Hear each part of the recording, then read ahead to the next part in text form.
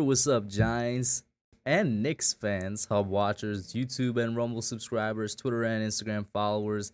It's Kush back at it again with another episode of the Just Chillin podcast call-in show. Similar to last week, there's not really much for us to be talking about right now when it comes to New York Giants news. This is probably like the biggest lull in news I've experienced in the summertime, in the off season, in the past 3 years of me doing this channel, because with the first year, we were talking about year two Saquon, year one Daniel Jones. 2020, we're talking about a new coaching staff and whatnot. 2021, we had the big offseason signings. Oh, this is actually the fourth year of me doing this, I guess.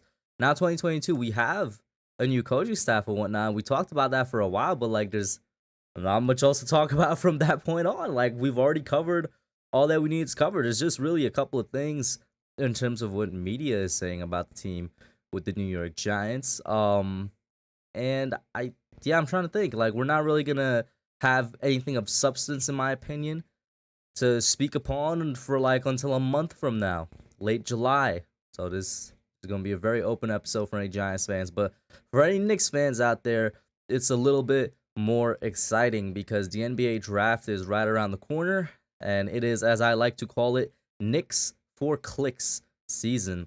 As usual, every single NBA offseason, and I mean every single one for the past 15 years, the New York Knicks name always comes up. We may be a bad basketball franchise currently with the product on the court, but we're still one of the most well-known and money-making names out there in the NBA. Because every single free agent is always linked to us. Every trade rumor is linked to us. And right now, we're embroiled in a lot of trade rumors. You got stuff with Kyrie trade rumors. You got things with us trading up to pick number 4 for Jaden Ivey, which that is one that I actually hope is true. But if it doesn't happen, I'm not going to cry about it. I'll be completely fine with it. But Knicks for click season, we're going to talk about that a little bit as well. And whatever you guys pop in the chat with questions or pop onto the actual show itself. Shout out to Sober Party in here. He's been here for about 30 minutes now, probably. I want to say, Manny, what's up, man? Definitely, if you got time, call in, bro. It's been a minute. Ligma says he met Pat Beverly in LA today. First of all, shout out to Ligma. Second of all, bro, if that is true, that's amazing. I've only gotten a chance to meet one NBA player in my entire life. Luckily, it was a New York Knick, and it was recently. It was a couple years ago. Mitch Robinson. I don't know if this is going to pop up on camera, but I had a Knick hat, and right there is his autograph. I think on the bottom right here, it says number 25, because this is when he still wore. Was it 25 or another number before he now currently wears 23? So, yeah, what's up, Timothy, as well? I don't know if Afghanistan, what's up, bro? How you doing? Let's get he said he was getting chocolate and he saw him. That's so weird, man. But let's get Mike, the first caller, on, man. What up, Mike? How you doing, bro? What's up, Chris? How you doing, bro? I'm doing good, man. Man, please, Knicks, please trade up for Ivy. What up, Ash in the chat? I just wanted to quickly say, since there's not much Giants news, just reiterating, we could talk Knicks, we could talk Giants, we could talk TV shows. I finally got a chance to see Captain Marvel's first 2 episodes and whatnot. Movies, it's all open. All right. So, yeah. Basically, I want Jaden Ivey for the Knicks. I had the chance to watch him play in the tournament, and he's legit. Mm-hmm. He's legit. I remember during the college tournament, March Madness, basically, everybody on Knicks Twitter was keeping their eye on this man, Jaden Ivey, bro. Mm-hmm. Everybody was looking at every single game, and it's like he knew we were looking because he put on a show in every game that he played in. Hopefully that's a sign of good things. He could perform under the big lights. And he recently had an interview saying that he basically wants to play in New York. So I think I know which one you're talking about. And I want to say, let's not be misleading with it, because the Yeah, headline on Twitter that I saw said, and if it's a different interview, let me know, when I finish, because I was gonna bring up this one anyway. The one on Twitter that I saw, the tag headline to basically the clickbait to get people's attention, said that Jaden Ivey says he wants to play with winners, and that the Knicks have guys like RJ Barrett who wants to win. When you listen to the actual audio, yes, he does say that. They're not lying to you, but it takes yeah, away the full context. It's like, it's not like he's yeah, saying enthusiastically. He's just straight up answering a question, which is fine, but it was a question yeah, that was asked, and he answered that question because the question was specifically asked to the New York Knicks. So what I say was, by let's not be misleading now, is like as if he's actually out yeah, here like campaigning himself for the Knicks or something, like Dwayne Haskins, rest in peace, was back in the day for the Giants. I remember yeah. AJ Brown had on the Giants sweater. Mhm. Saquon had on a Giants sweater during his draft process as well, stuff like that. What up, Olivia? How you doing? However, though, I will say this: if we don't trade up to four to get Ivy, a couple prospects that I'm looking at: Johnny Davis out of Wisconsin, Mm-hmm. uh, Agbaji from Kansas, Who? and Agbaji Mm-hmm. out of Kansas, and Benedict Mathurin from Arizona. So I know there's a I'm not nearly as knowledgeable with the NBA draft as I am compared to the NFL draft, but I know that there's a center that's been consistently mocked to us at 11. Was he one of the Yeah, guys you mentioned? yeah, no, but I would not. I would not mind him, but What's his name and where he's out of?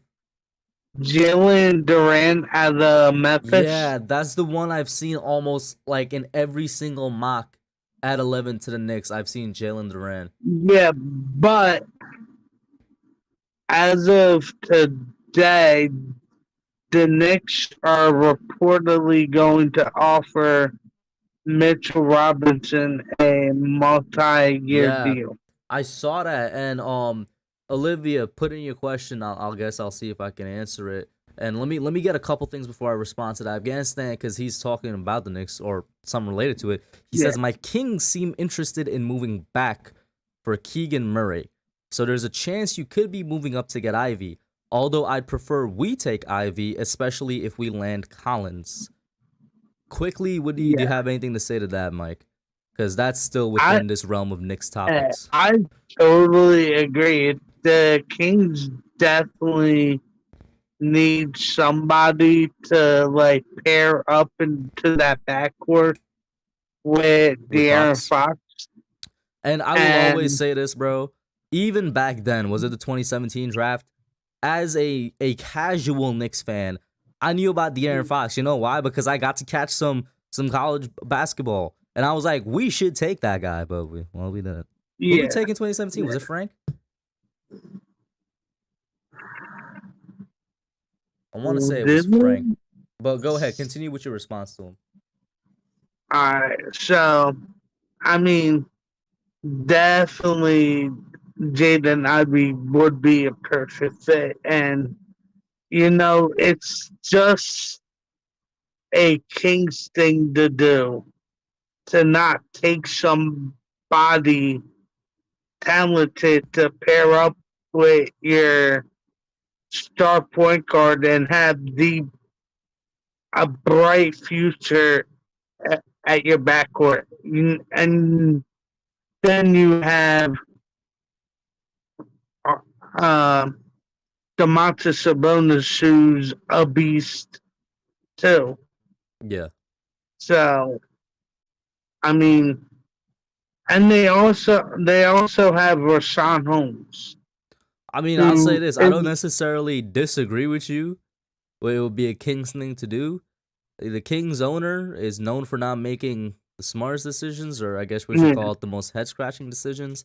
Like, yeah. bro, the Pacers trade that went down in the middle of the season was one of the most confusing things I've ever seen in my life, because you had a guy Well, who you had a guy that actually wanted to stay there. and was performing for them. Yeah. And you're not in a situation now where you're like, should we or should we not take Ivy if he's still there? You know what I'm saying? Like you're fully able to move about, and if you want to take Keegan Murray, trade down, or if you want to take somebody else, take him. Now, I also want to comment on the Kyrie Irving. You can opt. Wait, first let me respond to the Mitch Robinson thing because I cut you off there. My bad. Okay. Yeah, and I see the comments. I'm gonna get to Timothy's. I see Olivia's question. I'm gonna get to both of y'all. Afghanistan says Richwan Holmes is most likely gonna be moved, so keep an eye on that on the potential trade up to number 4 overall front. But with Mitch Robinson, yeah, I saw that today as well. That we're gonna offer him a multi-year deal, which I'm completely down for. I mean, listen, I have the man's autograph. At one point, he was my favorite New York Knick. It was a very short time. That's not even a slight against him. It's just that it was during that weird time where we didn't have Melo, we didn't have Porzingis, or Porzingis was basically out of like commission because of all his injuries. And I'm like, well, the one dude on this team I kind of like that has potential is Mitch Robinson, and I still do like him very much. Mitch, if he can stay healthy, being the key phrase here. Mitch Robinson, if he can stay healthy, can be one of the best centers in the league, in my opinion. The dude has basically he's either led the league in blocks or come very close to leading the league in blocks before.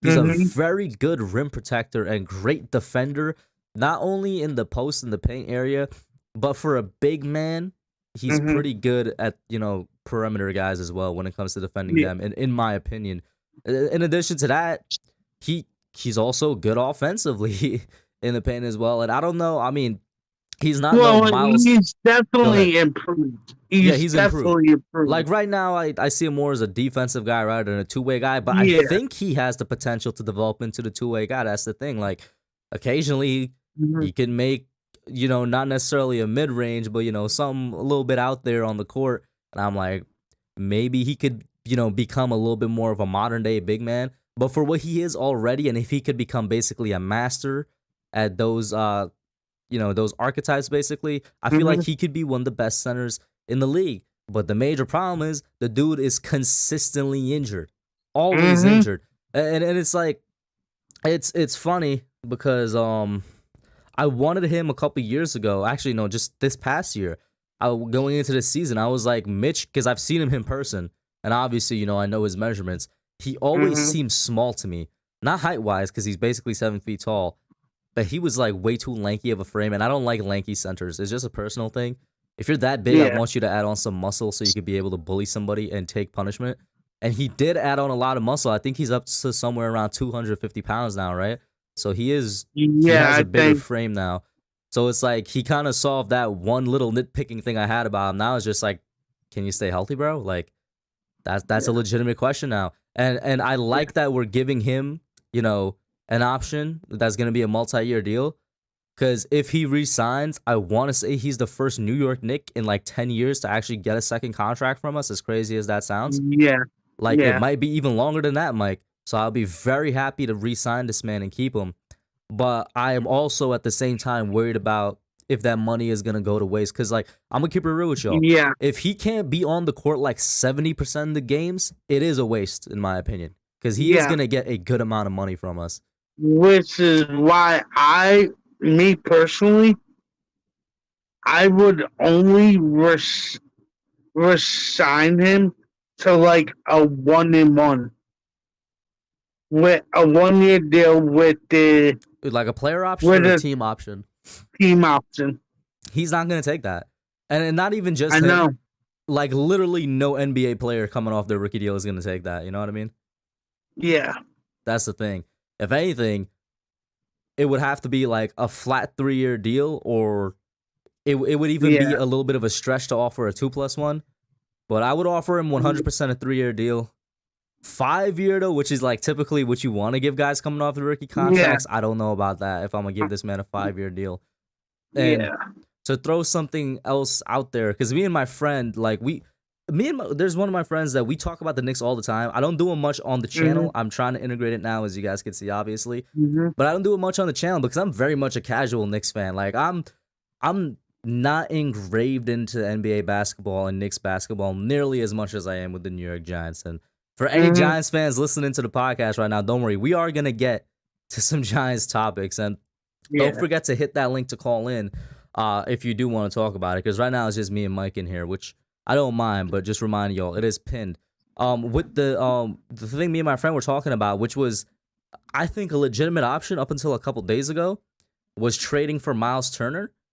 And Miles Turner is another one of my favorite Yeah. young centers in the league for the Indiana Pacers. I would be He's definitely down. he is just as good, if not a little bit better, than Mitch when it comes to being a rim protector and a great defender at the center position, rebounding and all that. Yeah. In fact, he probably is a bit better because he has more experience and whatnot.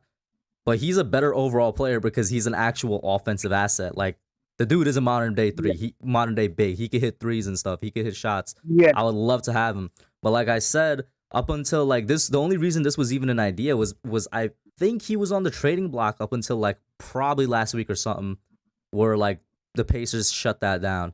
But it was an idea floating out around there for a while. Mm-hmm. Mm-hmm. But let me get to about Kyrie because he And I saw and Kyrie then to the Celtics. He was already with the Celtics, bro. That's not yeah, happening again. That's not no, happening again. no. But so we wouldn't have to trade for him unless he picks up his option. If he declines the option, he'll be a free agent.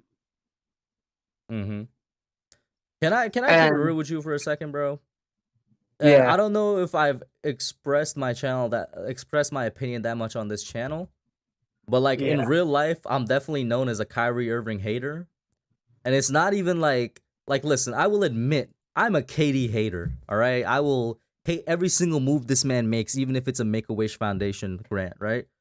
But with Mm-hmm, Kyrie, I just view myself as extremely critical, all right? But like I said, I can be labeled a Kyrie Irving hater at times.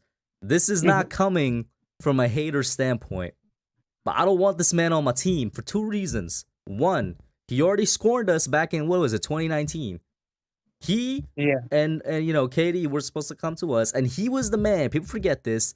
He is the dude that built that team in Brooklyn, not Katie. Even though Katie's the star, he's like the de facto Mm-hmm, leader. The guy that actually put that team together was Kyrie Irving, and he was the one that said, "Let's go down to the Nets," because he was a Nets fan growing up. That's fine, you know, go play for the team you wanted to play for since you were a kid and whatnot. But you slighted us, the New York Knicks. You slighted our fan base. And then you go, mm-hmm. and then this leads into the second reason. I cannot rely on this man to play all 82 games anymore like he could earlier in his career because basketball isn't his number one passion anymore, which it's completely fine. Actually, on a lot of levels, I do respect what he's trying to do with his platform. However, if you're going to be playing for my team, bro, I need basketball to be a really, really high priority for you. And even he's admitted this. It's like, it's not as important in his life as it used to be. Mm-hmm. I get that, but even like even if we get 72 games, 62 games with Kyrie, it's better than what we have currently. Well, how many did he play this past season, bro? Wasn't it like 40? Yeah, but ten, technic, technically, that's not his fault. Nah, it's 100% his fault. What are you talking about? He he didn't want to get vaccinated, and And he has that choice, right? I feel yeah, like Stephen A. Smith now, which I never want to feel like. My God. And I respect anybody's choice to not get it. But if you're an yeah, employee of an organization, bro, mm-hmm, especially when you're getting paid hundreds of millions of dollars and you mm-hmm, know you're going to miss half of the season, like, I feel like the terminology, it's his fault, is wrong. But he made the yeah, choice, and the choice had consequences. That's what it was, man. The consequences yeah. came from his choice. That's the Well, terminology I'll use, because I don't want to make it seem like he shouldn't have control of what goes in his body. That's all. He should. hmm He should.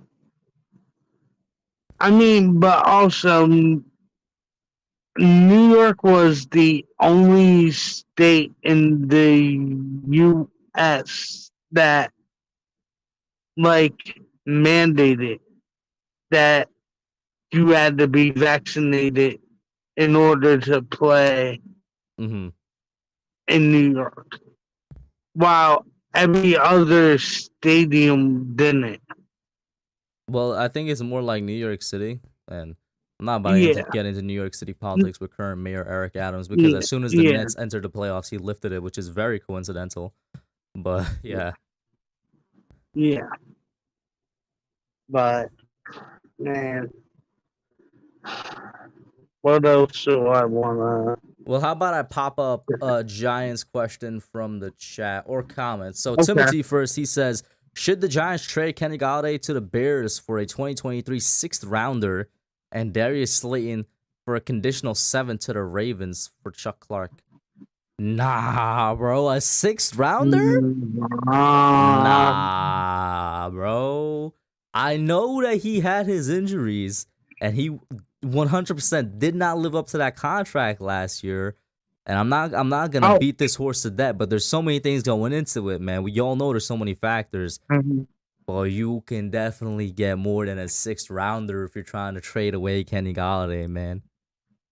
I mean, the most I will take is a fourth. A fourth? You mean the least Yeah, you'll take is a fourth? yeah. The least I'll take is a fourth. Oh, we got another call. Let me pop him right in. This is Luca from Boys in the Big Apple. What's up, man? Wearing What's his going on, Knicks Hub? hat. And he has a whole bunch of What hats in the is background as well. Yes, bunch of hats back here. Oh, let me move you to the not? center. That way you're not All Yeah. blocked off by Andrew Thomas and Jaden Ivey down here. Yeah. Go ahead, man. What's up?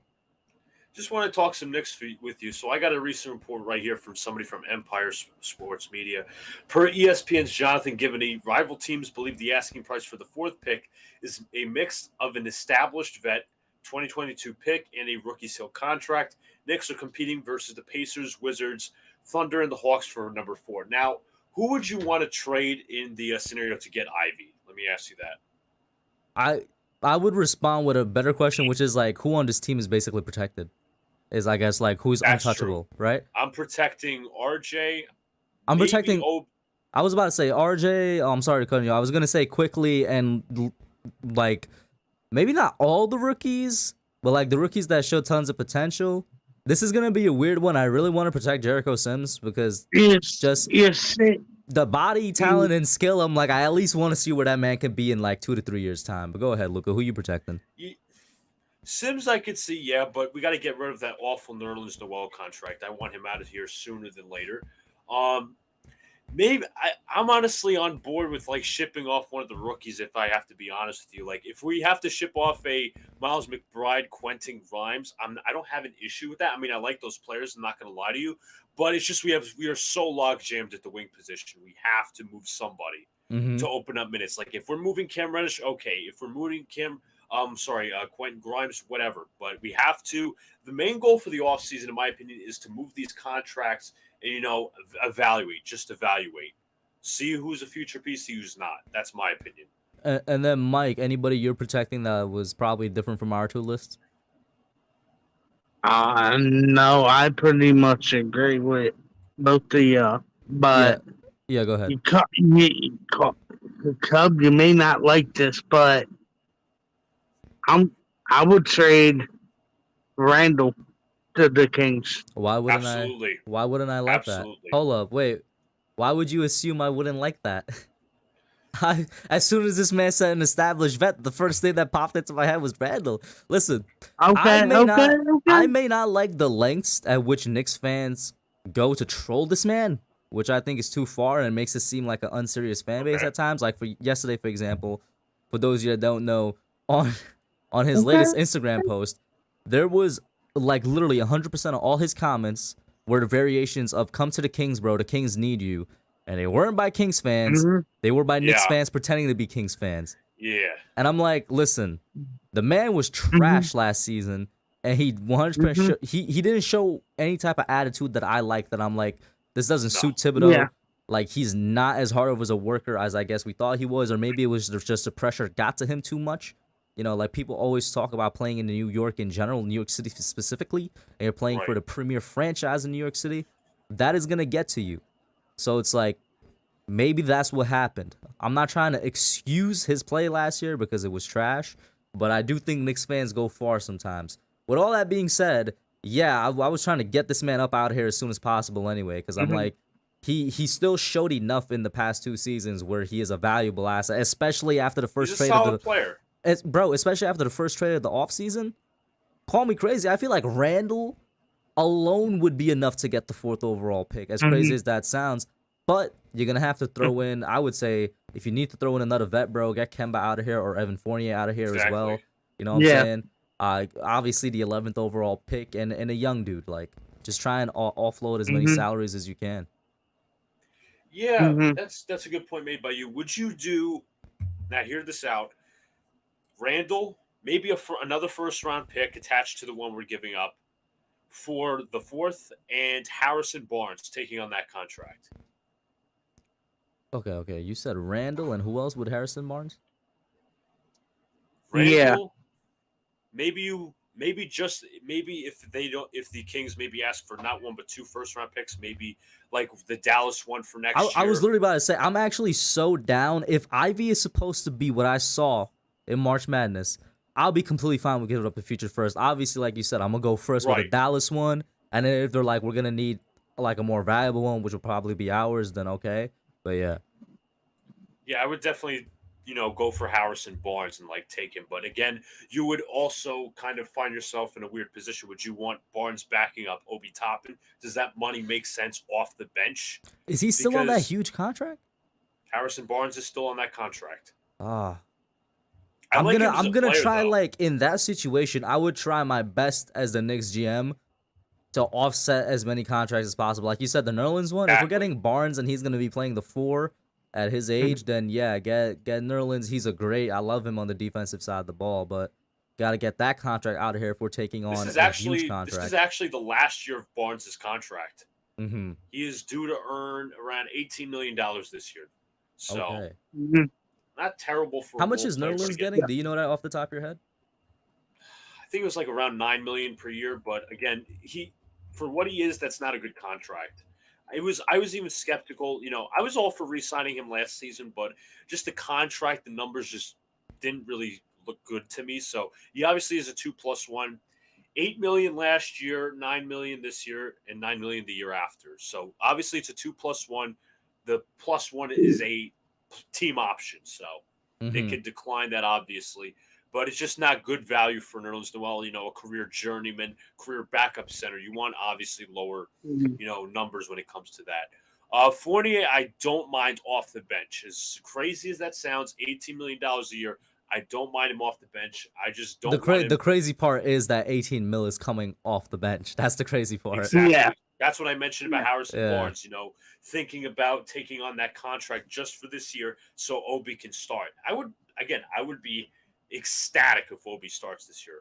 And here's the Ecstatic. thing. Well, first of all, shout out to Carson in the chat. Edward Chan, what's up, y'all?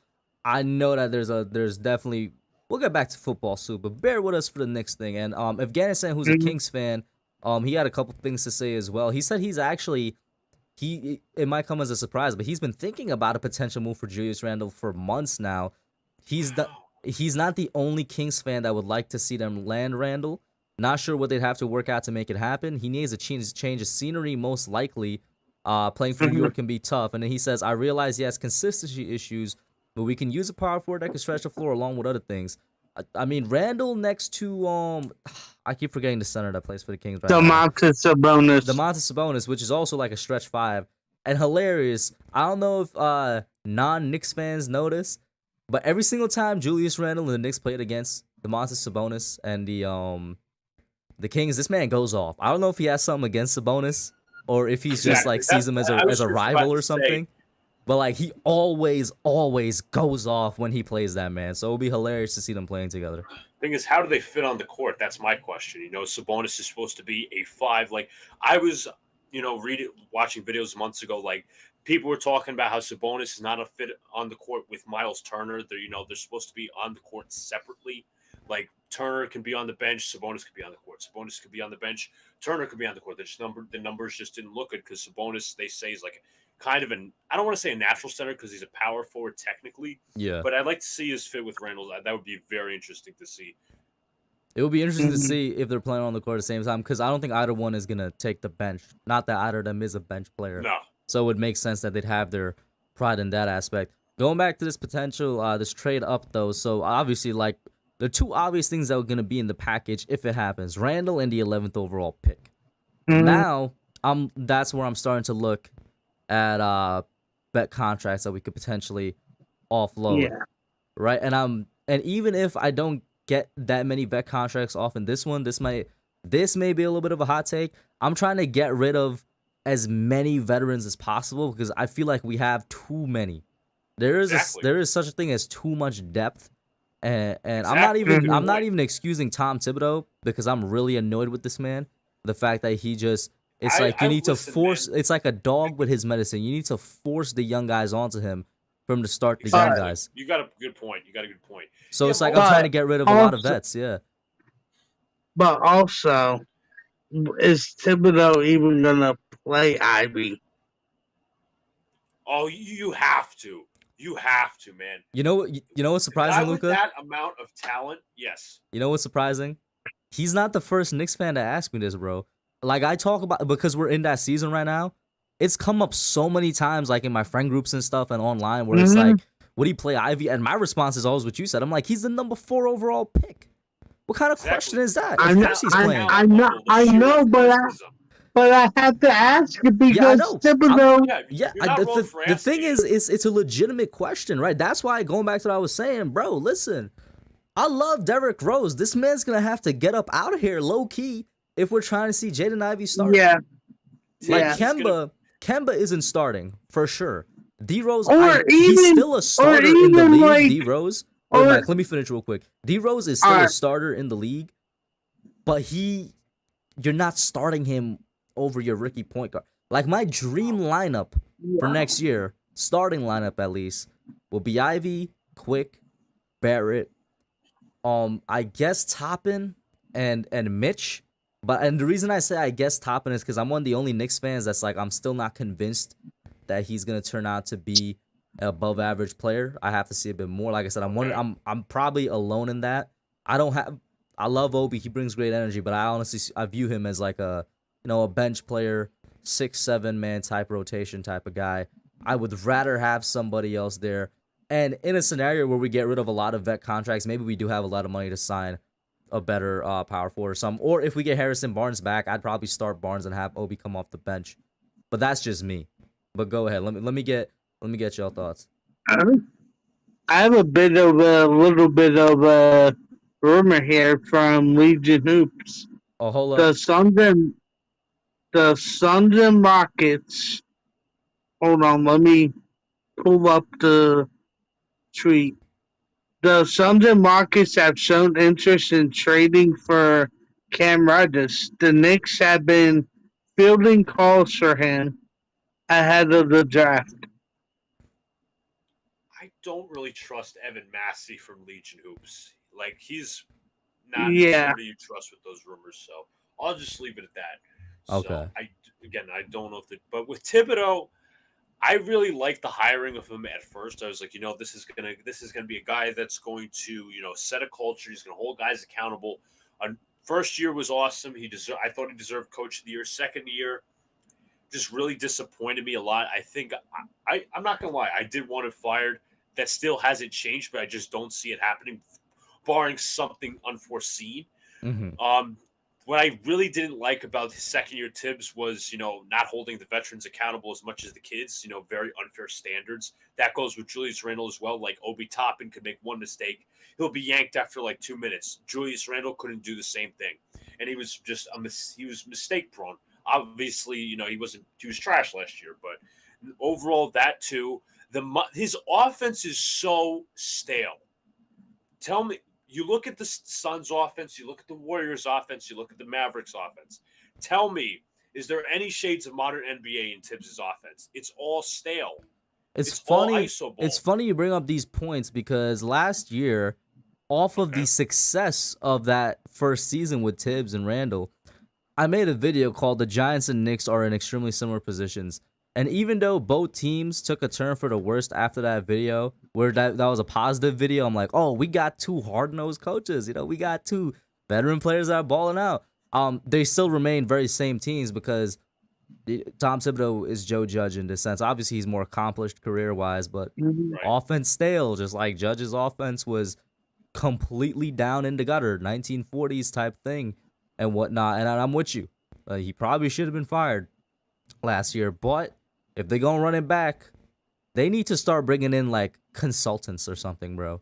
Exactly. To help this man out with his offense. Guys, offensive coordinators, to actually, like, he can handle defense, somebody can handle offense. That I don't have a problem with. It's just a stale offense. How many times are we seeing, like, players not being put in positions to succeed? Was Fournier put in positions to succeed sometimes last year? Sure, but not all the time. RJ Barrett, corner threes, is that really his game? No, it's not. Obi Toppin, not a great three-point shooter. Yes, he got better over the year. Yes, this is the modern NBA. You shoot threes as a power forward, center, whatever you call it. But, he thrives in the pick and roll, and I didn't see that enough last year.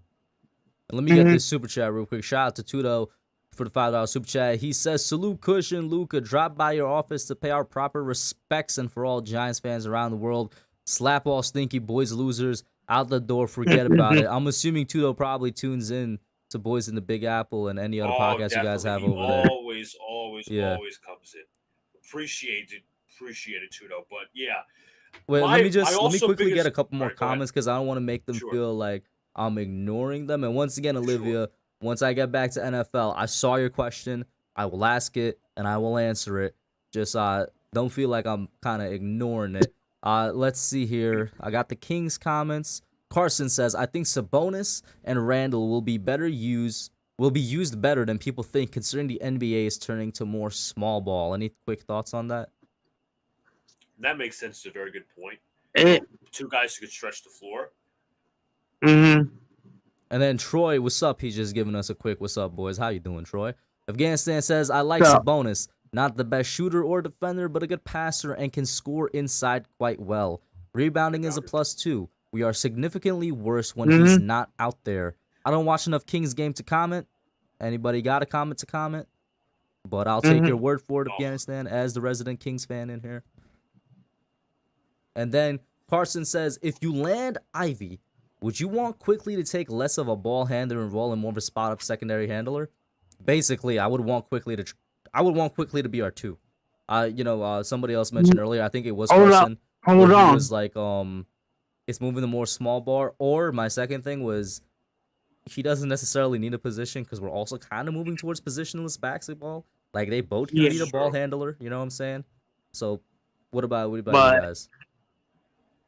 I mean, me personally, I'm assuming the Knicks are gonna go after Jalen Brunson. Oh, let's save that can of worms for like a little bit after, before we wrap up this topic. That's definitely another can of worms to get into. Yeah. And what about you, Luca? With the I honestly how would say you handle that Quickly? I honestly say that Ivy's more of a 2. I'll be quite honest. I think, and that's what I was getting to with my point. Ideally you'd have Quickly at the 1. I think jury's still kind of out on Quickly when it comes to him being a natural point guard. He showed a lot like towards the end of last year, but let's see that over a full season. I would love to have him as the point guard.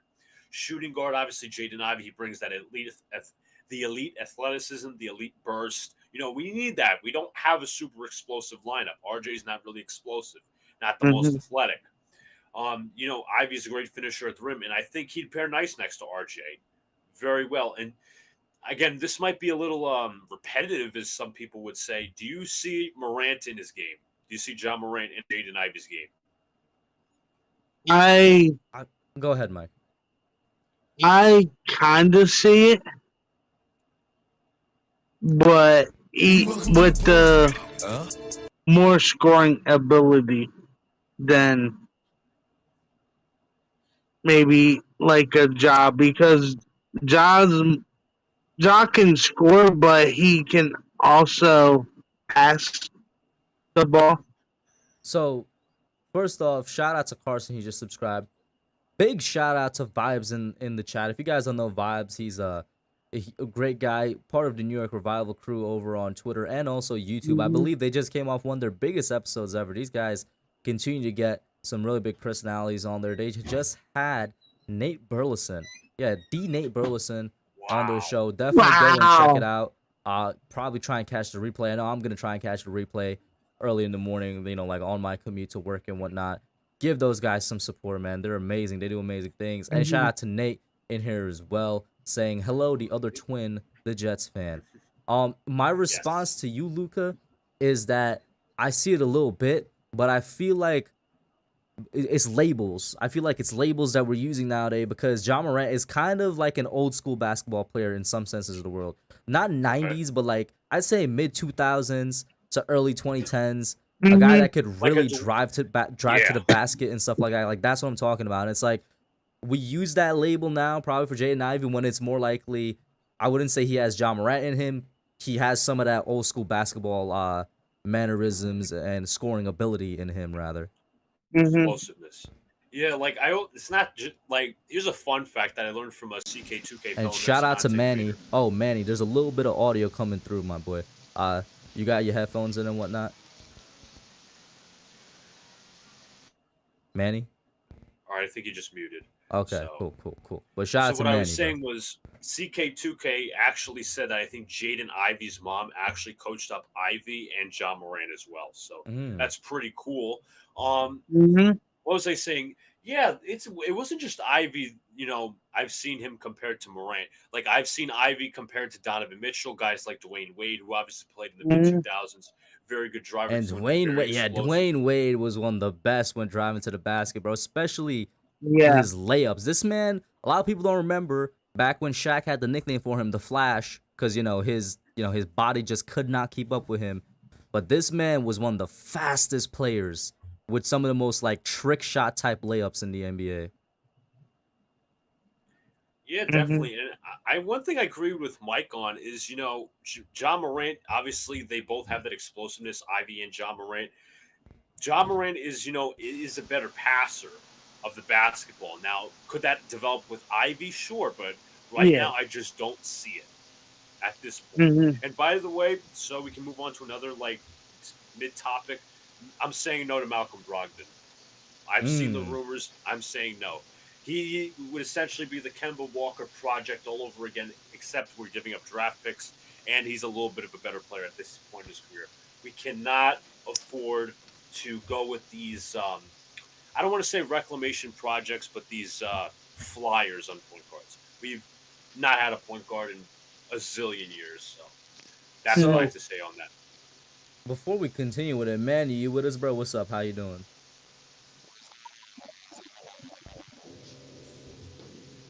Did you just speak? Cause I heard a little bit spike in audio, but there was no words coming through. Did you guys hear anything, Can Luca you hear and me Mike? now? Nope. Yeah. Okay, we hear you Can you now. hear me now? Now I hear. It is way Yeah. All better. right. Well, You know, that's a bro, it sounded well, like that's you were good. speaking through Well, like a paper bag or something earlier. well, that's good to know that that Bluetooth works. How y'all doing? I'm Doing all good, right. bro. What's Doing all up? right. Good. No, Good. Good. hell yeah. No, I've just been hearing you guys just talking, Knicks talk and everything. I'm a huge Knicks fan as well. Not as big as Mm-hmm. Giants, but I do everything New York for me. From man, everything sounds great. Like Ivy. I remember obviously watching him playing. I really college basketball. I watch it more once it hits March, obviously with March Madness and stuff. Shout out Mm-hmm. Longhorns. But I think like it. He's a good player, no doubt. It's hard for me to get excited about a rookie coming to this team and changing things around because I just don't think unless you're getting like, especially nowadays in the NBA draft, unless you're getting like the top, like the cream. I don't know if he's considered the cream, but unless you're getting like, I mean, it seems like a really not the best NBA draft top heavy. But I would, if it's me, I'm trying to push the cans on that Donovan Mitchell trade as much as I can. Not necessarily giving up everything like, the Melo trade and just kind of leaving yourself with just, role players starting. But I think I feel like the NBA is a league where if you have stars, you can compete. But it's not built like the NFL where you draft well, throw in some free agency, but mainly it's your players that help you get to the dance. I think it's more like how the Rams will do it. Push cap down, Oh, Mike, draft, get these I guess Mike players, got and disconnected. just get the players, get the dogs, get the horses in the stable, and just compete. So maybe there's a chance that the Knicks can be better than what they were last year, but it's hard for me to get excited when it's a rookie that we're talking about as opposed to like one of these vets that can come in and help, like a Donovan Mitchell, or even like on a smaller scale, Kyrie Irving, like that would excite me more. And I get the whole Kyrie Irving thing. It is something, but I mean, like, Luka, you were just saying we haven't had a point guard in how long? So this would immediately address that need. And regardless of what you think of Kyrie, my man's a walking 20-point game, walking scorer, walking point guard that we haven't had. Go ahead, Luca. Let me get your thoughts on that first. Pushing for the Donovan Mitchell thing. Then I'll say mine. Listen, I'm on board for Donovan Mitchell all the way. I love him as a player, but in my opinion, I think you're only trading for. Well, let's first uncover Utah's situation. Quinn Snyder's gone. It officially kind of looks like they're going to rebuild. So they're either going to trade Rudy Gobert or they're going to trade Donovan Mitchell. Now, the smart thing for them would be trading Rudy Gobert and building around Donovan Mitchell. I don't know if they're going to do that. I don't know what their plans are in terms of that. But honestly, I think you're only trading for Donovan Mitchell, in my opinion, if you're like a one star away guy. We're not there yet. But I kind of somewhat disagree with Manny when he comes to saying, this isn't like the NFL, where you have to draft well. Well, you got to draft guys and develop them into stars. Yes, this is a star driven league. And you trade for stars. You also have to build up your own stars. Jazz didn't trade for Donovan. Well, Jazz didn't trade for Donovan Mitchell. They drafted him. You got to draft your own stars. You got to build around them, and you got to have good coaches for them. So that's how I see it. I know Ivy won't come in like he's as established as ever. He's probably the top guard in this draft, if honestly. But again, I'm not expecting him to be this 20-point scorer right away. But it's eventually what he'll be, which is Hope's a star next to RJ. That's how I see it. What my thing with the Donovan Mitchell trade is that it's gonna sound weird as a little bit of a hot take. I feel like he's already topped out in terms of what he can be in the NBA. I feel like the man has hit his potential. Like I feel like what we see from Donovan Mitchell right now is what we're gonna see for like the next 5 years or so, or the next 3 to 4 years. And I don't know, because realistically in a Donovan Mitchell trade, you're gonna have to give up something big. I'm gonna assume that includes Julius Randle, right? So that means our main star Get him is the fuck now, out. yeah, that means our main star is now Donovan Mitchell. There's another hot take. I love him. I don't know if he's a guy that could carry a team by himself. Hopefully, RJ can develop into a great star within the next year or two, but he's not there right now. So Right. Mitchell is essentially going to be by himself in a stale Let me ask Tom a question. Thibodeau offense Yeah. where it's What would like, happen? I don't know. Yeah. Not that's a fair point. But do you guys think things change if he comes from the West to the East?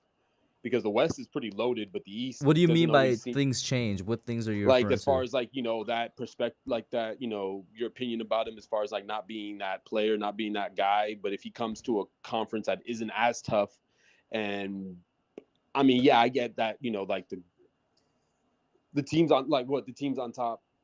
What are the I'll Nets say right this though, now? The the East is Celtics. way tougher than it was like say 5 years ago. Yes, It's it is. way So way could you- tougher than it was 5 years ago. It's not necessarily like a cakewalk conference anymore. I guess I'm just saying it. Just comparing the two, the East is the easier of the conference, and depending on I mean, look, a team that was touted as the favorites to win it all got swept by a Celtics team that the Knicks beat in the first game of the season. And granted, I know Yeah, first game, 80 games, the first game yeah. of the season. Right. The first game, Well, I'm saying it as like, it's never. I mean, I'll say this though, Yeah. not to undersell the Nets or anything, but like Harden wasn't there. You had a Kyrie that wasn't like he was basically in and out, so chemistry issues. But also that Celtics team was legit. Like they were the number 2 seed. Yeah. They were the best team in the league the second half of the season. Maybe just because the Knicks have just like, it's kind of like that Giant syndrome. Is just I'm just been so spurned by them and like I a hate the longer Celtics. level. It hurt me to say what I just said. Don't get me twisted. Honestly, and it made me really and that's the thing. It was weird, kind of rooting for the Celtics to win it all, just because it'd be a cool story, and just saying that kind of sounds gross. But I mean, what free agency starts next week, 2 weeks from now in the NBA, Beginning of July. Beginning of July, yeah. So I mean, it's gonna be. I mean, I heard Mitchell Robinson's gonna get the bag. I haven't really heard you guys touch on the Kyrie Irving situation. I mean, maybe when I brought it up, I didn't hear you guys mention it. We just kind of went on Mitchell. What's your guys' take on Kyrie Irving? Love the talent. I think he's a little bit too much of a headache. Like it's not even like what happened last year, the whole vaccine stuff. It's him really being really committed to basketball. It's the stuff. Like I remember in his first year, he just took games off. Like he just did, okay, I'm going to take games off for whatever. I'm not injured or anything. It's just you don't need that on this team, in my opinion. We're a young team. We're still trying to build that foundation. You just don't need that, in my opinion. I respect the talent. He has a ton of it. One of the best point guards to ever play this game. I don't want the distraction. That's my problem. My thing with Kyrie, I said this earlier, I got 2 reasons where I don't necessarily want him. One of them is really petty, and it's the fact that he spurned us 2 years ago when he had the chance to come here. People forget KD wasn't the one. KD was not the one that made that Nets team. It was Kyrie. He's the one that got players to go there. He's the one that literally said, let's not go to the Knicks, let's go to the Nets because, and this is completely fine. He was a Nets fan growing up. That's why he wanted to go there. He watched them growing up. Everybody knows that they were initially going to come here, and then he was like, nah, he's the one that made that team. And even though KD's the de facto leader because he's the best player on the team, given that you're the one that basically had a hand in construction, I would expect you to have a little bit more commitment, this is what I'm going to say for any team that wants to sign Kyrie. The talent, rightfully so, is going to demand like the max contract 5-year deal. If I'm the Knicks, I need this man to basically guarantee me that he could play like 80 to 85% of the games. And I don't know, fair. what I'm saying? Because like players load manage anyway, so I'm fine with him taking off a couple. But I'm gonna need 80 to 85% games, man. Yeah. I guess I'm exploring it just because like you guys are right. The distractions have been a lot, but also I mean I'm willing to give him a pass just because COVID hit. And then the George Floyd protests and all those situations, situation happened. Then the vaccine and all those, the mandates going on. Like I know because you live in New York. Luca, do you live in the city? Brooklyn. So apparently, yeah, it's been. I imagine it's just been kind of crazy as far as like for some people that have a bigger issue with the vaccine mandate. And regardless how you feel about it, there's just a lot of like, first time ever situations happening that could kind of attribute to it. I guess if you really want to talk yourself into it, I think it'd be worth exploring if it ends up becoming an option. He still has like till the end of June to sign that or to opt in. So it's going to be interesting to see if that even happens because it's all a moot point if he just says I'm. And one more thing I wanted to add was that the reason I want some type of guarantee from him, which is like there's. At the end of the day, it's spoken word, so he could always go back on his word. But what was also spoken word was that he said multiple times over basically like the past 3 or 4 years that basketball is not what it once was to him. It's not holding that most important thing in his life anymore. It's not like this is a made-up narrative. Is he committed to basketball? He's literally said he's not committed to it as much as he used to be before. And so it's like if I'm going to give this man a bunch of money, I'm going to need him to say, I'm gonna play 80 to 85% of the games for you. Like I'm gonna be there as much as I can. I'm definitely gonna be there if we in the playoff hunt and whatnot. But it's because he has said it's not that top pedestal thing anymore. That's why. Yeah, that hurts because obviously if you're trading for him or bringing him in, giving him that contract, he's Yeah, gonna be it the comes leader. down to the max contract, man. It better be, yeah, it has to be everything. It has to be everything to this man. It doesn't have to be the be all end all, but it has to be his 24/7, especially in the season. Mm-hmm. It'll be interesting. So let me quickly pop back in, Mike. And Mike, I'm gonna ask you to get your last couple thoughts because we got the other Mike waiting in the wings for a little bit now, man. Yes, it was good talking basketball with y'all, and hopefully, home for the draft, and maybe I can come on I'm gonna try and your stream it channel if on I Thursday. can. On the worst case scenario, it will be a watch party like I've been doing for all the NBA games, but I'm gonna try and Mm-hmm. stream it. Hub, All you right. doing anything tomorrow? Like tomorrow night? Young Guns most likely 9:30 Ah, to 11. But damn. I know you 'Cause, guys have some. Don't aren't you guys usually around 8 o'clock? well, we're not doing Boys in the Big Apple this week. We are obviously we are streaming the NBA draft. I know we're doing our separate thing, but I'm saying tomorrow, 8:30, Twitter. We are doing a Spaces for NBA draft and Knicks. Obviously, I'm inviting you all to come on. If you don't know, you probably know him, Clutch B-Ball TV. He's Yeah, going to be one of my I've seen him. Yeah. He's going to be one of my co-hosts. Donald Stewart, who is the co-host of Boys in the Big Apple, is going to be on. Let's Talk Knicks from Twitter is going to be on. So we're planning to do Spaces. If you want to come on for a little bit, that's fine. We can have I'll you as a pop on. co-host. I'll just say you just have to remind me at like 8 o'clock or something, like on I can. Twitter. Just DM me and be like, That's "Hey, fine. Spaces is starting in 30," and I'll be on.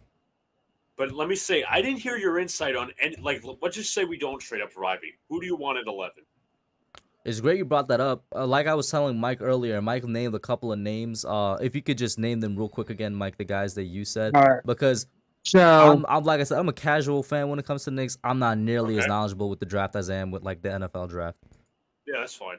so for me, I want Johnny Davis from Wisconsin, uh, Benedict Madron from Arizona, or if the if we don't sign Mitch, Jalen Duran. And what I was gonna say is the name I've seen consistently to us has been Jalen Duran, but like we saw today Really? that the Knicks are probably like I have been keeping on with mock drafts, and it's been probably a couple days since I checked one, but almost every single mock draft I've seen Jalen Duran, sent it to the Knicks, Jalen Duran to the Knicks at 11 and whatnot. Although that might change if we actually do give Mitch the extension that I saw was out there today on Twitter. So if that changes, then it's like I guess I'm looking at one right now. Johnny Davis, small forward. I be honest, don't know Shooting anything guard, about really. him. There is a player Davis, I do know I can something break it about down a though. little bit. Yeah, go ahead. All right, Davis, excellent mid-range player. He's excellent defensively. Probably one of the Mm-hmm. top three defensive guards in this draft. I can say the Mm-hmm. same for Matherin. A great finisher at the rim. Um, does have trouble finishing against lengthier guards, and he didn't shoot the best from three-point land last year. Mm-hmm. But in his prior year to Wisconsin, he shot like 36% from three. This year, he shot 30%. So I could buy him as like a fringe all-star as his potential, but I think he would be very good next to RJ. Two defensive demons just Mm-hmm. on that side of the ball. And Davis is a better finisher than probably RJ, but RJ can definitely shoot better from three. And if we keep Mitch, that's 3 defensive demons on the court at Exactly. the same time. Yeah. Again, what the report said that Mark Stein put out was, they're going to offer him a contract. They didn't say he was getting this big money or whatever. Yeah. It So was just what do you an think about offer of a Jalen contract. Duran, which is the big man I've seen most consistently mocked to us? I love him as well. I actually know I follow a podcast, Mad Good Nick Show on Twitter. They actually know Mitchell Robinson. He's a friend of the podcast. But anyways, if we don't re-sign Mitch and he, let's just say, I don't know, wants upwards of 16 million, Duran's my fallback option. I love Jalen Duran. I think his offensive potential is probably higher than Mitch's. He's 18. He's a little older than I am, but I wouldn't say he's raw. I would not say he's raw. He had the potential is there defensively. Pick and roll maestro as a big man. Just love him to death. And then before I pop Mike out here, Manny, if you, I don't know if you've been looking at any mock drafts or keeping up with it at all. Do you have anybody that you have your eye on for the draft in 2 days or no? There's just one guy, and I don't think he's. I don't know if he'll be there because I heard him being mocked to the Lakers. I don't even know the draft standing, like where the Knicks and Lakers are as far as it close to each other. But Lakers it's a are dude. probably Lake, further back. Yeah, the Lakers are like late draft. Lakers don't have a pick. That's right. They don't have a pick. They don't have a first round. I saw this dude from, and I don't even like. He he plays overseas in the Philippines. Okay. Yeah, like I just know I saw him and shout out Bad Dog Sports. I saw him just kind of reviewing the like possible candidates for the Lakers, and he was a dude that was brought up and talked about and stuff. Tall, long, kind of like a Kristaps Porzingis, but what they mentioned is like better defense. That interests me, but to be honest, it's I know who you're talking about. I know who you're talking about. Kai Soto. That guy. Break him down. He would be way too high at 11, right? He's very high for 11. Yeah. Plus, you don't even have to go Jalen Duren. You could go Mark Williams out of Duke. He's a very good big. Who else is there as a big man? There's a couple names, not necessarily big man, that I want to ask you guys about, kind of a little bit more guards. Like, I'm going to throw them out there and I guess just answer as you will. Okay. I've seen Ty Washington from like very early on in the draft thing. Jaden Hardy was also earlier on. And I guess the only other big man I saw like very, very early on was EJ Liddell. Any of those guys, any thoughts?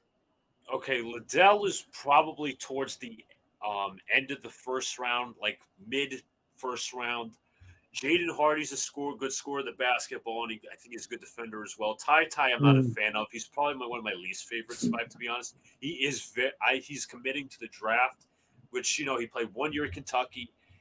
Just doesn't flash me as that lead guard.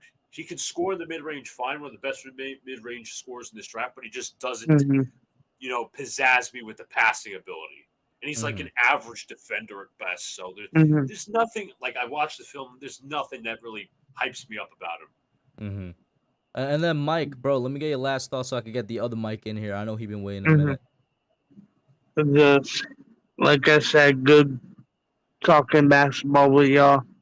But also another player that I would like is Baji from Kansas. Yes. But all right, Kush, I'll keep in touch with you on Discord. Peace out. Peace, good man, talking to you, Luca. See you, Manny. Peace. And let me get, as I pop in Mike Green, let me first read some comments from the chat. Let's see what they say here. Greeting each other. And then Durant says, what's the urgency with the Knicks? This year, next year, 3 years to be a championship contender? So, I guess that just his question is, what's the urgency, I guess, with getting a star player now? Or is he saying, what's the timeline for them? I don't know what their timeline is because obviously 2020, 2021 was a great season. We obviously made the playoffs. We projected that they would be in the playoffs the next year. Obviously, they weren't, which kind of throws off the timeline. Now, this year, I think is more of an evaluation year. I don't know what's going to happen. It all depends what they do in the offseason. Whether they're going to build with the kids, whether are they going to win now. That's my biggest issue with the front office and Thibodeau collaborating. We all know Leon Rose and William Wesley and Scott Perry are all buddy with Tom Thibodeau. My problem is Leon Rose wants to build through the draft and, build with the kids, which I'm completely cool with. Tibbs wants to win now, and he's always been that guy. And Mike, what's up, man? Are you a Knicks fan, or did you call in for the Giants talk, bro? Well, good evening, gentlemen. How y'all doing? First of all, no, I'm not a Knicks. I'm a Laker fan. Okay. And second, I did call about the Giants because Hub, as of today, I put out content. Hey, that's what's up, man. Guys, make sure you go over there and check it out. I think the channel name is the same as his name itself, Mike Green. Yes, sir. And I also came to help out my people. I put a link in the chat, and it's to put some dollar signs in everybody's pocket since we're going through rough times at this moment. And it's basically called social DM, where you get paid to do what you normally do on social media. Okay. So, so I'm not seeing the link in so chat right now, but if it pops up, I'll let him know. I tell you what I'm gonna do. Tomorrow I'm gonna do a video on the whole thing. Come to the channel, check it out. I'm gonna explain everything and show you how I go. All right. So we can Bookmark briefly switch save. to some Giants talk then. If we do that, let me get this question that's been in the chat for over an hour now from Olivia, and she asked, how much would the offensive line degrade if Andrew Thomas can't stay healthy? I think he's the biggest factor on the entire offense. I feel like Evan Neal's effect would be diminished if Thomas isn't healthy on the left side. So let me get Manny first, since I know, Luca, you are a Jets fan. Go ahead, Manny. It's all right. I know enough about the Giants. So you're a Jets fan? Do you have a twin brother? Yeah, his twin Yes, brother I is do. Alex, the Giants fan. Yeah. I'm a twin too. Shout out twins. She's a girl, so fuck off. I think Andrew Thomas is the most important offensive lineman we have, and it showed last year. Daniel Jones played the best when his blind side was protected. You know, the Saints game, the Washington game, even those two games against Denver and Atlanta, where he didn't play necessarily well. The offense wasn't playing well, but he was protected. I think Andrew Thomas is what's going to help this offensive line just go. Even I don't think Evan Neal gets affected as much. Maybe the effect would be moving him to the left side, to fill in that hole. But Andrew Thomas, I agree. He's the most important player on this offense, period. If he goes, and if this offensive line can just stay middle of the pack, I think this offense will be a lot better than what people expect. I don't know. I have the team capped at 9 wins. I think that's the best they can do. I think if that doesn't happen unless Andrew Thomas is healthy and that offensive line is going. So let me get Luca next, since he says he does have some knowledge in the Giants, and then I'll get Mike's thoughts on that. So you're basically talking about, if Andrew Thomas is going to stay healthy this year, he's the most important offensive lineman. I'd say he's probably the best offensive lineman on your offensive line total. I think you guys made some solid upgrades, and right now I'd say for you guys you're pretty mid tier when it comes to that. So Joe Shane's Which made his is great, bro. We went from being probably the worst to mid tier. I'll take that all day, every day. And it's only year one of Joe Shane, so it's going to continue to get better as long as he and Dable get through their vision. So that's what I have to say on that. Mike Green. Andrew Thomas is very important to this offensive line, but the depth that we had signed over the offseason and the depth we acquired in the draft, we won't be as in a terrible predicament as we was last year, because we got moving interchangeable pieces now that could fill in for a short period of time till he come back.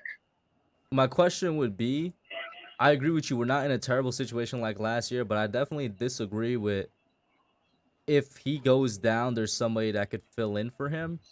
That is where I'm just like, I'm not trusting Matt Purr after what he showed me last year to fill in for Andrew Thomas. So unless we slide Evan Neal to the left side, which I would be down for a couple of games, honestly, if Thomas is out, that's what I'd rather do.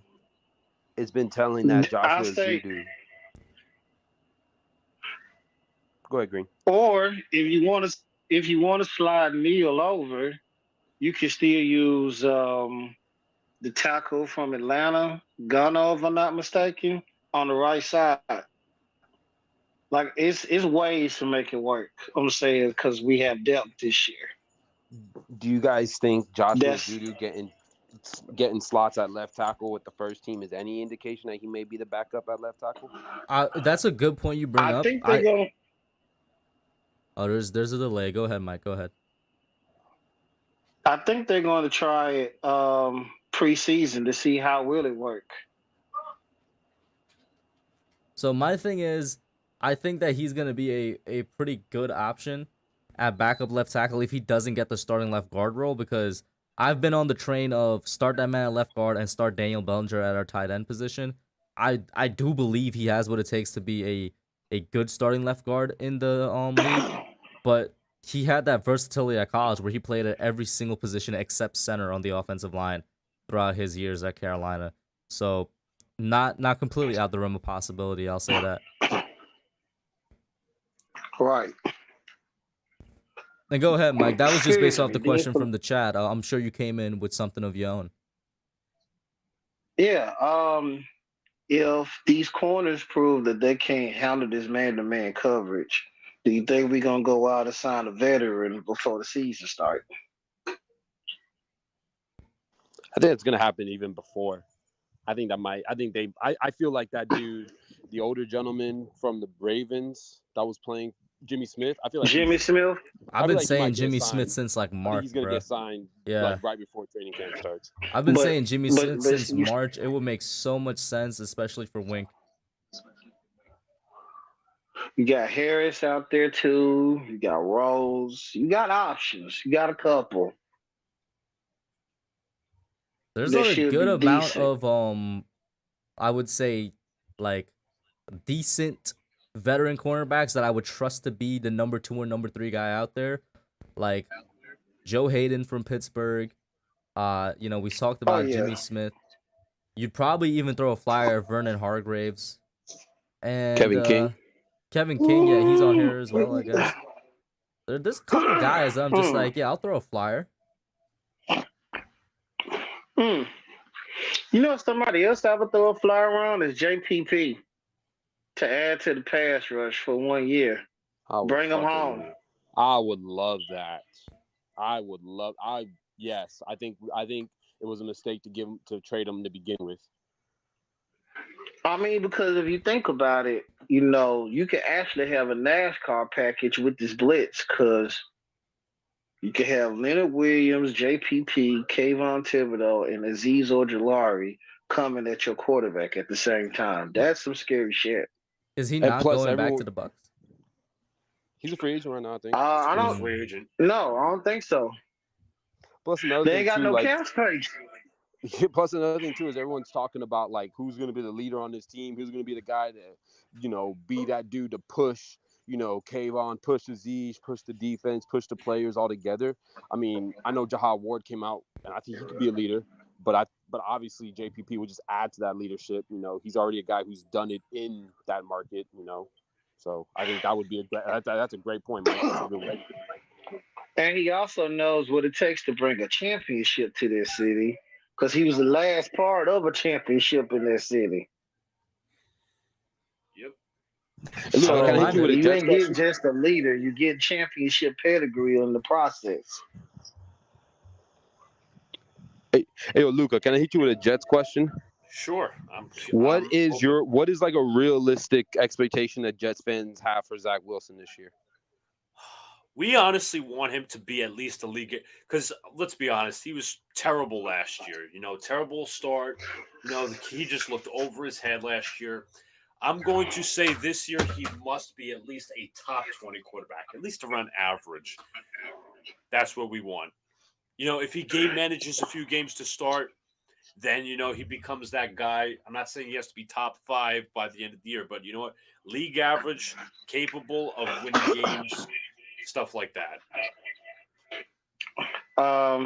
Hey, Luke, I got a question for you too. Sure. Is this the most confidence that you had in your offensive line in a while? Very much so. I say we're a top 12 offensive line. I'm very confident, especially with the addition of Laken Tomlinson. AVT young guard.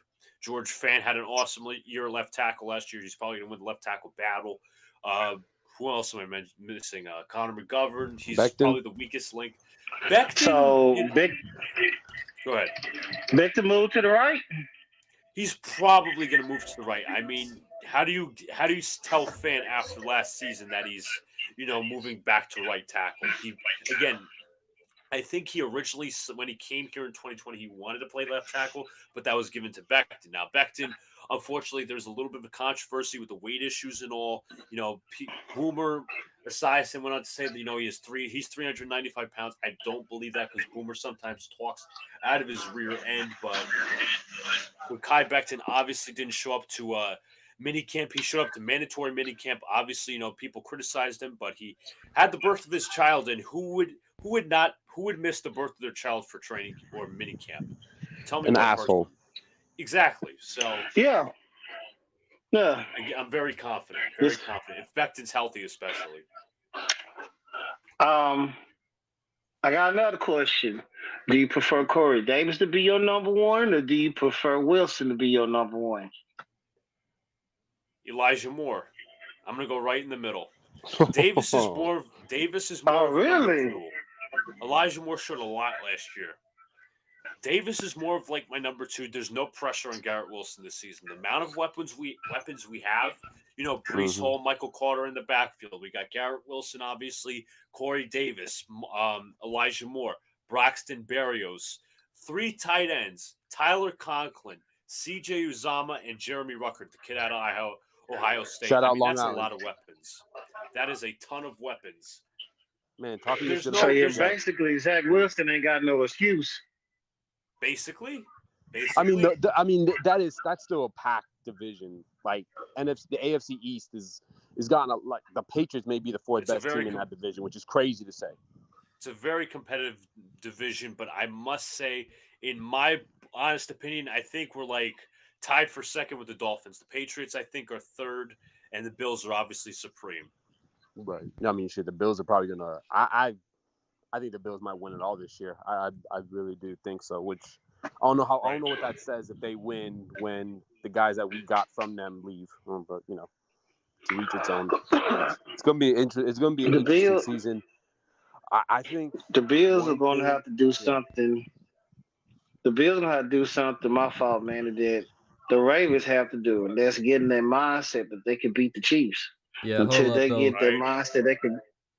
I was just gonna say, Manny, hold up, finish your thought, bro, and then Mike, you can go. No. Just I think the one thing that's probably not being that's like we just keep talking. We just mentioned all these teams. We're talking about our teams.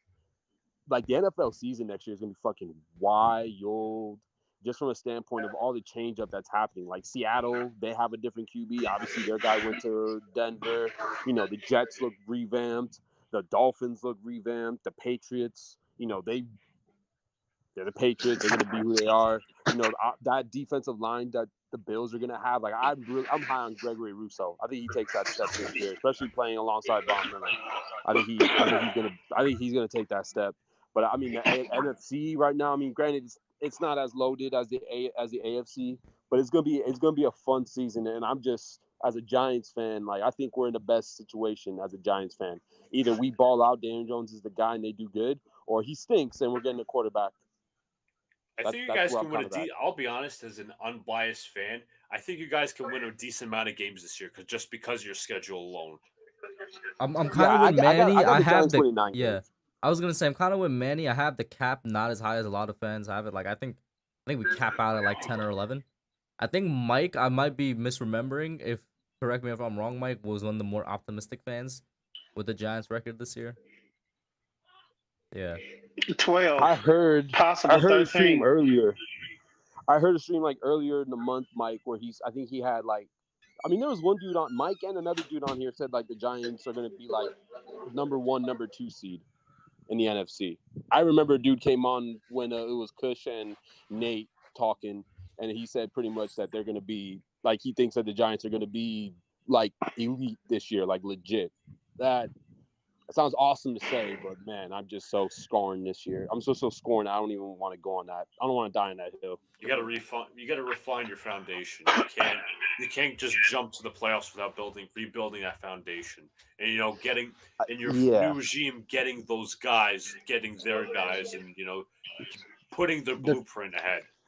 The thing that helps at least is like last year, like it wasn't at like until Daniel Jones left, it wasn't that much of a train wreck. I mean, close games against KC, close games against the Falcons, close games against Washington that we should have won. He wasn't offsides.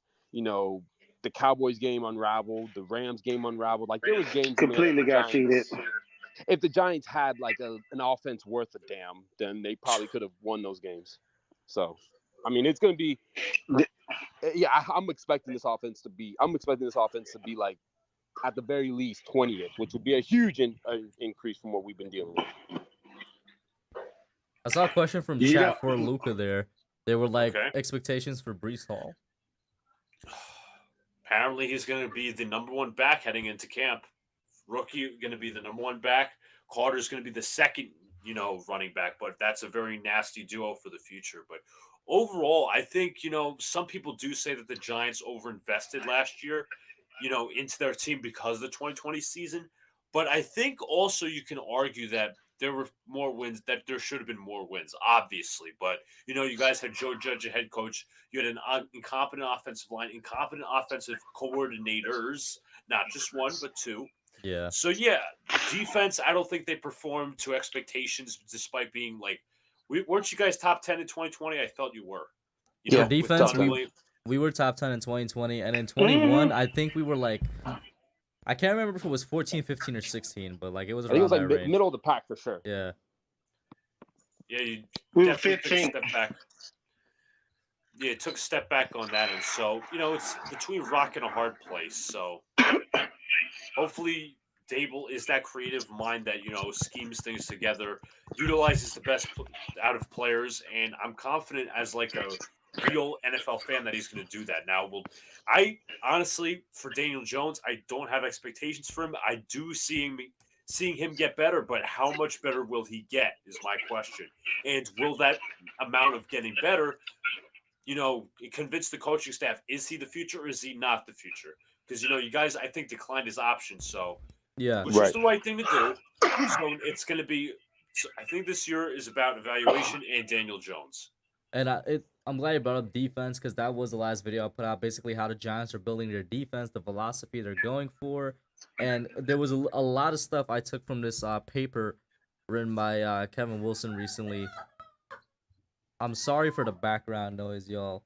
My bad on Who that. graduated? It's literally my sister being mad disrespectful, bro. But yo, give me a second. This is wild, yo. Continue. I think we're going back to what you were saying. I think what you were saying, going back to what you were saying, Luca. Like I'm a huge Daniel Jones supporter. I've been a huge Daniel Jones supporter. This year I'm just kind of like putting my arms up and be like, yo, you know what, dude? Like, yeah, we'll support. He's our quarterback. We expect the best. We hope the best. But also too, it's like the excuses are over. There's no more excuses anymore. Like this is the best offensive line he's going to be playing with. Weapon-wise, if everyone's healthy, they'll be for sure better. Best coaching staff he's played with that he's coached with since Duke. I think we can honestly say the defense, like as much as there's questions on the defense, I'm expecting Aziz to take a step forward, and I'm not to be the guy, but maybe just take a step forward. I'm expecting Kayvon to be defensive rookie of the year. That's my ceiling for him. So I think there's no, and I mean Nate Soder's on. There's a lot of bullshit. I'm sorry for my language. There's a lot of bullshit on this team that's not here no more. That I'm expecting Daniel Jones to take that next step. He either needs to show that he's worth at least a franchise tag, or he's not the guy. So it's kind of like no pressure as a fan to watch because something's got to give. By this time next year, there's got to be something that's got to give for sure. Yeah. And Mike, let me get your last thought. I think I'm probably gonna close it out here. We're coming up around the 120 plus mark, and I'm gonna have to end it out soon. So let's start with you, Mike. What's up with it? Wow, there was a lot to respond to. But first respond to that. I'm not rushing you. First respond to that, and then your last thoughts. Daniel Jones. Reason why I had the optimism that I had because our defense haven't been the problem, gentlemen. The last 2 years, the defense is what kept us relevant and kept us on the field. It's this offense that can't score a point to save their damn life was what caused us to not be in the playoffs the last 2 years. We fixed that now. We got a better scheme. We have today's NFL offense, not that 1940 shit that Jason Garrett was trying to run. So that automatically alone makes us better. That's why I said in my video that Daniel Jones has the opportunity to be a top 15 to top 10 quarterback this upcoming year. because there's nothing he can't do. And then on top of it as well, everybody just really skin over this for some reason. The man can run. I'm gonna put a And caveat to that. He's a fast straight line speed guy, but he's not a running quarterback, is what I'll say. well, I put it like this. Every time he run the read option, he has success 9 times out of 10. Man, Because you got to think of, and also, he got injured one time with like probably his worst injury with the head against Dallas. That too. But I mean, when you don't feel like you ain't got nobody around you, you trying to make a play. plus, I mean, it's kind of hard to say he's not a running quarterback. You don't just get 90 yards in a game, multiple games, and not be a running quarterback. He ain't Lamar. He ain't Kyler. But I mean, I would say he's. I mean, it's. I was about to say he's the most mobile quarterback in the NFC East, but Jalen Hurts is there too. But I would say mobility. Yeah, no. I mean, I think that he's just a new breed of quarterback this time around. Like, you know, they're gonna. I would more. still have to respectfully disagree. Being fast with your straight line speed, he doesn't have agility.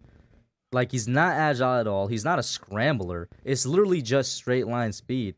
Yeah, he has games and I will give credit where it's due. There was that one year where he literally led the team in rushing, I believe, for most of the entire year, if not the entire year, right? Which is more of a testament to how fraudulent and how trash this offensive line and offense in general was than it is a testament to Daniel Jones himself. But nah, he's not a running quarterback. He's not. He just has that straight line speed, and that we've seen he's caught teams off guard with on multiple occasions. But more recently, we've seen that they've adapted to it, and it has resulted in injury. But then also too, you know, you still can't dismiss him as a threat hub because. Oh no, I'm not doing that. But I'm just like, let's not label him as something that he's not. Is basically it's what I'm another saying. layer to this offense that wasn't used at all in the last 2 years. Yes. Not nearly as much. And then, like I said before, here's the thing about it. You got a healthy Saquon Barkley, and you got a healthy Daniel Jones. Both can run, and we know Saquon can shake anybody out their boots at any given moment. So that read option still gonna be dangerous because your head, I gotta commit to 26 because if we give him any type of space at any moment, he gonna take it 80. Mm-hmm. But I also, even though he tripped, I see Daniel Jones go 82. So you in the bind as a defensive player because you're not going to be right either way it go. And if one person don't do their job, the band finna be playing. Possible. Mm-hmm. Because in 2020, last time I checked, when we played the Eagles at home, he did shake a person or two to get to the end zone. He just run and put a move on. So he capable of doing it. He just was on a leash. Now this year he'll be off of it. So if this offense, like you said, is even middle of the pack, the Giants gonna be in great shape. Because the defense was never rested the last 2 years, especially last year. They was on the field like 70% of the game. Because we couldn't cross the damn 50 after Daniel Jones got hurt. And I'm with you there. No, I'm with you there. Yeah. Now that we actually got pass rushers, and if we add a JPP back home, you know, the corners are going to matter, but they're going to look good because there's no way this QB is going to have a lot of time to get this ball off. Mm-hmm. Because folks is coming. And really, honestly, even though it's a blitzing defense, when you got them for it, you don't have to blitz because they're going to be able to get home.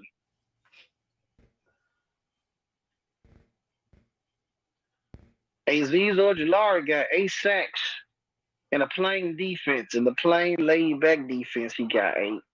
Imagine what he's going to be able to do with an aggressive one. More importantly, So- imagine what he's gonna be able to do with a legit threat on the other side. That part. Man, That part. him, So- Leo, Dexter. Oh boy. It's gonna be nasty. That's why the title is the New York Giants are coming, and Daniel Jones gonna be a top 15, top 10 quarterback next year Yo, because we actually got the talent to prove it and back it up. Only thing that can stop this is health. If we healthy, we can do this. I'll say he has the opportunity to do That- it. And then let Yeah. me get everybody last thoughts because I do gotta wrap it up. We're at the 1:30 mark now. Let me start with Luca, then Manny, then Mike. Man, Luca, thank you for popping in, man. No problem, man. Appreciate you all having me on, talking, little Giants, even though they're not my team. I have a Giants fan brother who's a content creator, so I have no choice but to listen to that stuff. So, But it was mostly Anyway. Knicks for your time here. yeah, I can talk a little Giants. Obviously, we had a big Knicks discussion. Can't wait for the draft on Thursday. Check us out. Boys Big Apple on Twitter. Also, we are doing a space tomorrow. Hub, you were invited for a little bit. Obviously, you have a podcast at 9:30. You are obviously invited to tune into the space a little bit. So, appreciate you guys, talking football, Knicks, whatever. Mm-hmm. Thank you, man. And then Manny, go ahead. Yeah, nah, appreciate you, Kush. Always good to get on here. I ain't talked to y'all in a minute, so it's nice to be able to get back and just get fresh into it. Me and Tone. If y'all don't already know, me and Tone do a podcast ourselves called Breaking Tackles and New York Giants podcast. We're gonna be hopefully going and get some shows out here starting next week, and then also he'll be boots on the ground at training camp. Just talking through that, and appreciate the support. Appreciate you guys, and hey, perfect by January. Perfect situation. Donovan Mitchell is a Knick leading the MVP race, and the Giants are hustling as a number 1 seed into the playoffs against the Jets and the Super Bowl matchup. Hopefully one of these days. I want to see. I appreciate it. actually do want to see that Super Bowl matchup so bad, man. It's crazy. It's never happened. The Subway Bowl. Yeah. Oh my God. Yeah. Pizza That's all the way gonna up. be Pizza retarded. and Italian all the way leading up to that. But I appreciate you guys. God bless you guys. And if I don't get a chance to speak to you guys before then, y'all have a happy 4th. And yeah, let's go. No problem, man. Big Thank Blue. you, bro. And then Mike Green, man. Let me get your last thoughts. Hey, I put the link in the private chat, Hub. So if you can get it out the private chat, put it in the live chat. Like I said, I'm gonna put a video out tomorrow about how to do that because everybody could use some extra funds right now. You know what I'm saying? Times is hard out here. Gas is ridiculous. Mhm. I'm gonna be putting out more Giants content, probably some Lakers. So stay tuned. And welcome to the channel. It's time to change the world, gentlemen. No problem. I want to thank you all again, man. And shout out to the chat. Thank you so much, guys, for being in here. It's the quiet part of the off season. Oh. Y'all still show out to support. I appreciate that. One last thing, before we go. I need to get with you, man, of how I could allow people to comment on the videos. Oh, for sure. You know what? Just stay back right here real quick after the stream and I'll try and help you out. But that's it for now, guys. We out. Shout out.